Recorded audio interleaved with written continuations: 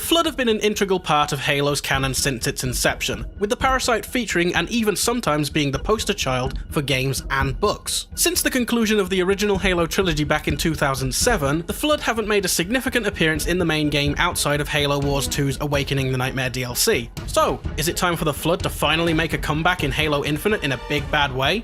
Honestly, I don't think so. Now don't get me wrong, it's not that I don't want the Flood to come back in the main game. I love the Flood as an enemy and I'd be excited to see what monstrosities 343's art team could conjure up. Not only that, I feel like the Flood need a significant design boost. The blur cinematics in Halo 2 Anniversary made the Flood look like horrible fleshy pulp creatures and they look phenomenal.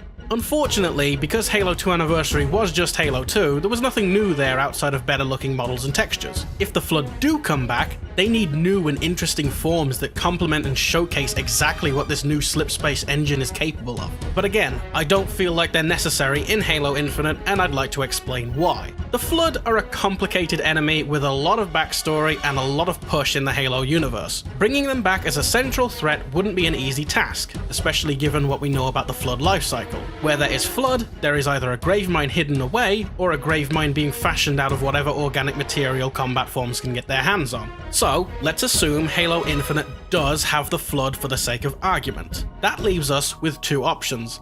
There is a gravemind, or there is a gravemind on the way. This, to me anyway, causes a significant problem with the storyline. Let's go back to the ending of Halo 5. Cortana has awakened the Guardians, taken complete control over the domain, offered tempting immortality to every AI out there. Really think about that one for a moment. And she's basically wreaking havoc on any world or system who dare oppose her rule. She has Guardians, Prometheans, AI, and I would naturally assume, being in control of the domain, access to all Forerunner weapons of mass destruction. She is in complete control of the fate of the universe and, in my opinion, represents the biggest threat. She is the Halo 3 Flood of Halo Infinite. Back when you played Halo 3, you knew that Truth's Covenant was on its last legs. Going to the Ark wasn't a sign of victory, it was obvious madness on Truth's part. By the time he arrived on the Ark, he had shown his true colors as being a very unstable leader. We knew going in that Truth, despite having the power to activate the rings, was not the biggest threat. Cortana wields that power now. She is a significant threat that cannot be reasoned with and needs to be destroyed. And when you really think about it, what happens when you try to reintroduce one big bad with a new big bad? Spider-Man 3. You get Spider-Man 3. You get Spider-Man 3, for God's sake. It's not a perfect example, but I feel like it's worth reading into. Spider-Man 3 famously had 3 villains in the story as opposed to the usual 1. The villains were Harry Osborn as the New Goblin, Flint Marko as the Sandman, and Eddie Brock's Face as Venom. I wholeheartedly believe that the writing of these 3 villains suffered greatly because there were too many of them in the story and not enough time to flesh them out properly as antagonists. Sure, Venom was always gonna be the big bad of Spider-Man 3, but did it ever feel like that? Really? The story in Halo 5 was not exactly well received, and in my opinion, the ending felt like a bigger finger to the face than Halo 2's ever could, because the events leading up to the cliffhanger didn't feel like they warranted or even earned that cliffhanger. We're now in the boat of Cortana having total control. I think that bringing back the Flood, especially in Halo Infinite, is a terrible idea because I'm not confident that the Cortana arc can be successfully wrapped up. Even less so when you introduce a secondary threat to the story. I mean, yeah, adding the Flood would be fun and it would mix up the gameplay, I'm not denying that, but story integrity should be taken into consideration, and it feels like this would be a little bit of a childish battle between Cortana and the Flood for villain status. And that's not what I want to play. For the sake of argument, we'll say that the Flood and the Created both pose a threat in Halo Infinite. I can't see that being wrapped up in a satisfying manner, I really can't, and I'm reminded of other games that had disappointing endings because they introduced a threat that was far too much for the plot to realistically handle.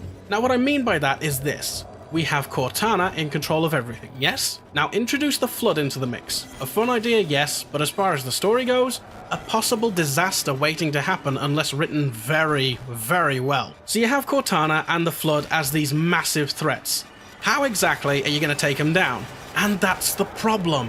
How do you take down these massive threats, let alone one of them in a satisfying manner? Something I've become aware of in recent years is the Latin term deus ex machina.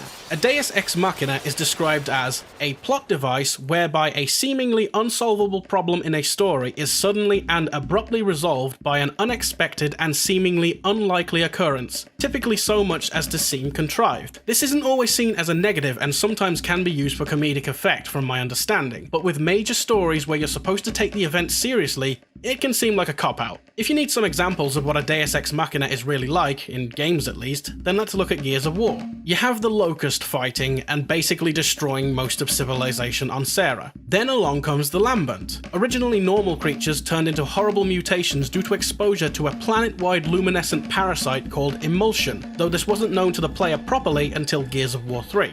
Now, by the end of Gears of War 3, the Locust are desperately trying to escape the Lambent infection by aggressively taking the surface. The Lambent are breaking free, evolving into larger and more dangerous mutations. Humanity is on the brink of destruction and all seems lost, when suddenly, a mysterious island is revealed to us containing a device capable of not only wiping out the Lambent infection, but will also kill all of the Locust because luckily, they've been exposed to the emulsion for much longer than people on the surface. This device wasn't introduced or referenced in previous games. There was no mention of it at all. Another example is Mass Effect. By the end of Mass Effect 2, the Reapers are on their way to our system with the intention of destroying us. Look at how many Reapers there are here, and think back to what Sovereign in the original Mass Effect was capable of. What about the abilities Harbinger had in Mass Effect 2? And in the third game, we're facing off against this many Reapers?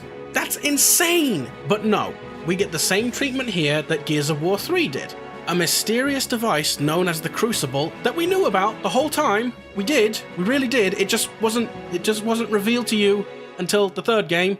It can somehow stop all the Reapers at once. Not some kind of weapon that can blow them up one by one or something like that, but a weapon that stops all of them at once, no questions asked. From a storytelling perspective, when games do this and I experience it, it feels like such a cop-out or a hollow ending because the writer wasn't creative enough to make it work, and honestly, that's what I'm scared will happen with Infinite. I'm scared that adding the Flood will make the story worse because we'll have too much to focus on, rather than worry about the problem that is directly in front of us, Cortana and her power.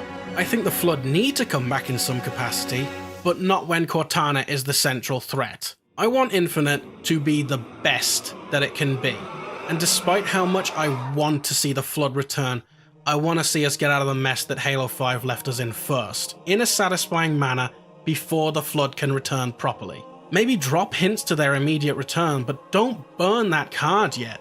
If anything, the multiplayer modes could use Flood. I think a lot of us would like to see a Flood firefight mode anyway.